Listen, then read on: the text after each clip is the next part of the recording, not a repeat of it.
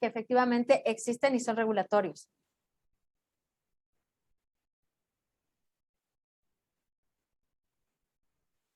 Esta diapositiva es muy interesante porque platicábamos precisamente también de la era de desarrollo de tecnologías. Platicábamos de la relevancia que trae y que conlleva lo que viene a ser la práctica hacia la industria 4.0. Y sí, efectivamente, hay estándares, o sea, de lo que acabamos de regulatorias hay estándares. Y ahí también surgen las famosas normas, y las normas pueden ser, por ejemplo, por país, pues eso mencionábamos, puede ser la norma mexicana, o pueden ser las normas internacionales, como vienen a ser las ISOs. Entonces, sí hay estándares para todo. Y hay además estándares para cada cuestión. Por ejemplo, hay un estándar para lo que viene a ser las instalaciones hidráulicas, lo que viene a ser instalaciones especiales, lo que viene a ser las instalaciones eléctricas, obviamente el personal que tiene que elaborar ahí para ciertas actividades o para ciertas empresas de ciertos giros. Sí, están perfectamente normalizadas, están perfectamente estandarizadas y les comento, o sea, es algo que si ahorita se hizo una pausa, se fue flexible, fue para no tener un impacto mayor, pero se entra en vigor, se entra con todo y obviamente con una pues mayor exigencia en todos los aspectos. Entonces sí es importante porque hacia allá se tiene que empezar a atender. Otro aspecto es todo esto finalmente estamos hablando que está regulado y hay leyes que vienen las sanciones, ok, pueden que no cierren el lugar, pero la multa, o sea, son multas millonarias. O sea, no crean que es una multa como pequeña, no, es algo bastante fuerte, impactante, pero además de la multa, o sea, tienes también un periodo de gracia en donde lo tienes que corregir y lo tienes que hacer, porque si no, entonces la siguiente vez ya no hay multa, es un cierre. Y eso obviamente trae una complicación mayor. Entonces, sí, está normalizado, está estandarizado y está debidamente documentado. Mencionamos que estas diapositivas son sumamente interesantes porque hablamos ya de lo que vienen a ser los sistemas tradicionales que conocemos de años y de siglos prácticamente, pero con todo el estudio, la innovación y la incorporación, vemos lo que viene a ser que una pirámide tradicional puede convertirse en una pirámide invertida. La finalidad de contar con una pirámide invertida, una vez que tú ya tienes un esquema, y a lo mejor es vertical y tienes una pirámide tradicional, es sacar lo que aquí estamos viendo como esos focus group, o sea, ese dinamismo, esas personas clave. Y ojo, el focus group no tiene que ver con la edad, porque hubo una época en donde se confundió, no tiene que ver nada con la edad, tiene que ver con la especialidad, la habilidad y la estrategia para ser competitivo. Y aquí puede ser de cualquier edad la persona. Pero lo que tú vas a hacer es extraer ese focus group precisamente para dar una satisfacción a una necesidad muy específica. Puede ser del cliente, puede ser de la propia empresa cuando entra en un conflicto de que no está creciendo o no está avanzando. Y entonces, gracias a ese focus group, y también en ese focus group va a haber gente con liderazgo, pero un liderazgo innato, además del que ha desarrollado, que precisamente le permita cubrir esas necesidades que tenía y avanzar, y además avanzar en muy poco tiempo.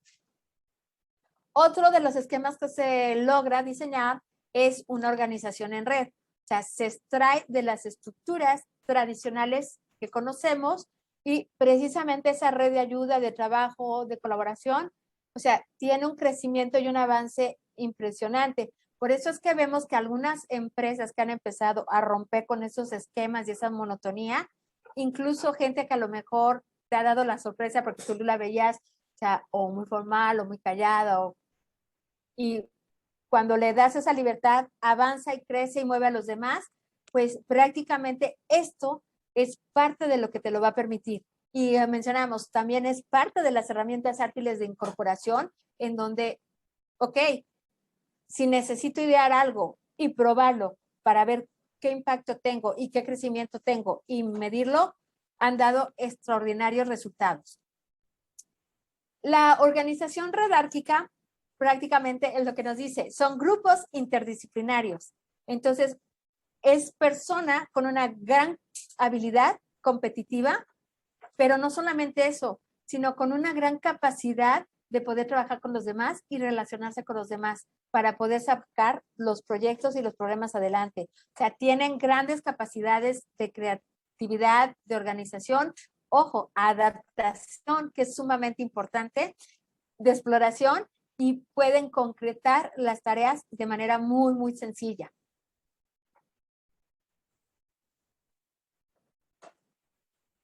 ¿Hasta aquí dudas o preguntas?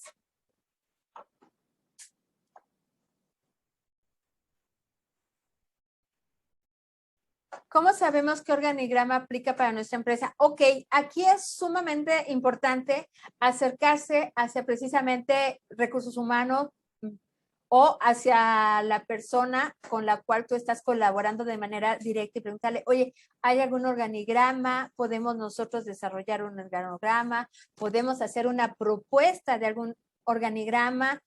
A lo mejor el organigrama existe cuando nació la empresa, pero estamos evolucionando, queremos crecer y podemos de ese organigrama, lo que acabamos de ver, o sea, generar uno que sea funcional y que les permita precisamente crecer. Entonces, el primer paso, lo ideal sería acercarte a las personas con las cuales tú estás colaborando y preguntarles.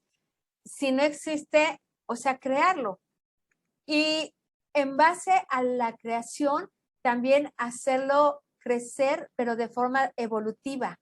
Por eso hablamos de aspectos tradicionales, o sea, muchas cosas se dejaron a la tradición, no, pues ahí está, alguien lo hizo y no ha crecido, no, o sea, todo es evolución.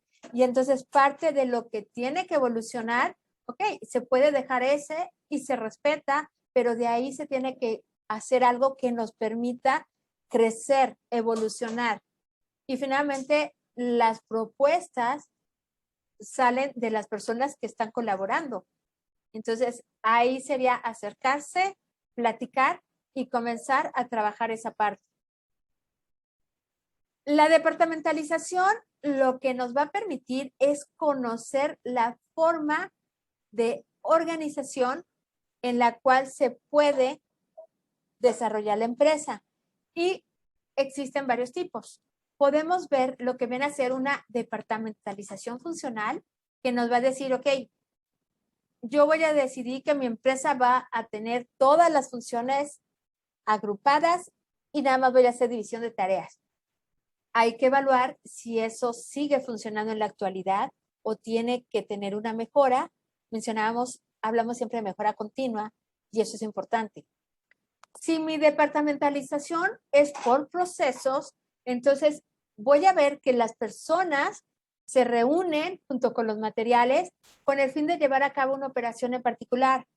Y es también un esquema tradicional en donde nosotros conocíamos en el pasado, o sea, son obreros o son operadores porque llegan y siempre es lo mismo, es un trabajo a lo mejor monótono. Pero hay que ver si eso sigue dando resultados o hay que implementar algo dentro del proceso. Puede seguir siendo a lo mejor por proceso, pero puede cambiar la manera en la cual se está implementando para que sea mucho más productivo. La departamentalización de proyectos lo que nos va a permitir es recuperar, traer un proyecto, agrupar todas esas actividades para poder dar el resultado, o sea, cumplir con el proyecto. Aquí es bien importante evaluar el proyecto, por eso hablamos de gran coordinación, o sea, el proyecto tiene que tener una evaluación y un anteproyecto en donde se conozca todo, incluso algo que nosotros siempre llamamos como vicios ocultos, que es algo que durante la marcha no se vio, pero que muchas veces hace que un proyecto fracase porque se elevan los costos o se eleva el tiempo y no hay los suficientes recursos financieros. Entonces, es muy importante aquí evaluar eso para que se tengan los resultados. Pero los resultados, ojo, con los costos y tiempo pronosticados para que realmente se cumpla.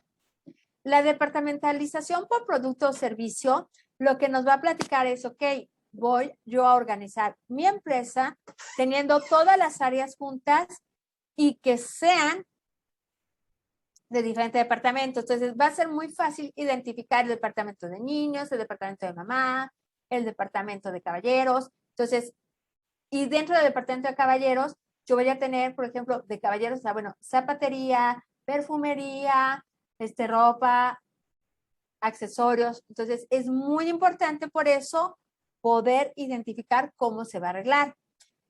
Cuando tú hablas de una departamentalización por cliente, aquí sí vas a diferenciar y agrupar exclusivamente por el cliente, pero además, ¿qué personas van a atender ese cliente? Y aquí hemos visto que incluso hay clientes que te dicen, no, yo no quiero que me atienda. O sea, yo quiero que me atienda tal persona. Entonces, es muy importante, por eso, si va a ser por cliente, tener muy bien identificada esa agrupación y también esas diferencias. O sea, ¿qué no quieres? En algunos casos se ha dicho que, bueno, a lo mejor cuando se inicia este proceso es más fácil comenzar por lo que no quieres para después perfilar qué es lo que el cliente quiere y necesita. Cuando hablamos nosotros de la departamentalización territorial, lo que hacemos es una diferencia y agrupación de actividades, pero estamos hablando de territorio. Mencionábamos, a lo mejor es un territorio donde yo puedo conseguir el mercado, los insumos, lo que necesito, y entonces yo me especializo a eso y yo voy a ser el proveedor que les va a hacer llegar todo a los demás, a las demás empresas, a las demás organizaciones. Entonces, es muy importante por eso la departamentalización, porque también te va a permitir saber si lo que estás haciendo, hemos platicado, hemos visto muchos casos en la operación real, en el día a día, en donde alguien se vuelve todólogo. Entonces, al no estar departamentalizado, luego cuando hay un problema, todos culpan a todos. Obviamente no hay quien sea un líder. Las personas dan mejor un paso atrás porque dicen, no, momento, a ver, yo quise ayudar o participé, pero no era para ese resultado. Entonces, sí es muy importante comenzar también a incorporar esto, lo que es la departamentalización, para poder saber, o sea, cómo voy a montar todos los sistemas anteriores. Hablábamos de que muchas veces las líneas empiezan a apoyarse, pero las personas al no saber sus alcances o sus limitaciones, que es más fácil, pues voltear y señalar al de al lado. Y realmente no, hablábamos de la responsabilidad. O sea, si yo hago lo mío y lo hago con toda esa calidad, esa pasión, porque finalmente es lo que me gusta hacer y responsabilidad, y el otro cuate hace lo suyo, obviamente todo va a ser muy bueno. Puede haber problemas, claro, obvio, va a haber problemas, pero va a ser muy fácil de resolver un problema porque se va a poder identificar, saber finalmente si a lo mejor algo surgió y en dónde surgió para saber cómo se va a corregir. Pero cuando no se tiene nada de eso, entonces es complicado. Hay otro aspecto. Puede que a lo mejor la empresa reciba los insumos de una empresa extranjera y le estén dando, pero al no tener los números es cuando se empiezan a cuestionar y no hay forma de justificar o forma de dar un informe. Claro, si no se tiene nada de esto, aunque la persona tenga muy buena voluntad, no tiene ninguna herramienta en la cual poder basarse. Entonces, ¿qué es lo que tiene que hacer? Organizarse con los demás, empezar a hablar con los demás, empezar a proponer y empezar a decir, ok, entonces tenemos que empezar ahora sí que por lo que es básico. Vamos por el A para ir al B y del B al C. Y obviamente, sí, esto implica un cambio, implica, hemos mencionado muchas veces resistencia, pero cuando las personas ven el beneficio, entonces esa resistencia se convierte en cooperación y finalmente es algo de lo que se tiene que buscar y es algo de lo que se tiene que empezar a trabajar.